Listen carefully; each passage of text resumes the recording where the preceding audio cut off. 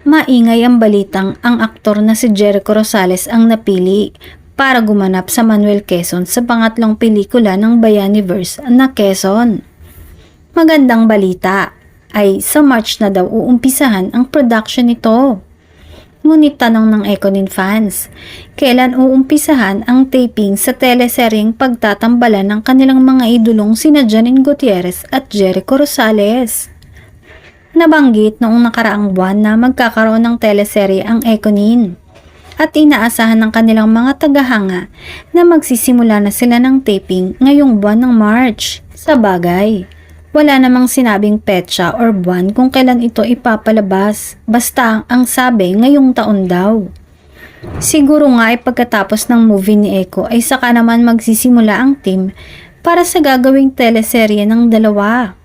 Komenta naman ng Ekonin fans ay handa silang maghintay kung kailan ipapalabas ang hinihintay nilang bagong teleserye ng kanilang mga idolo.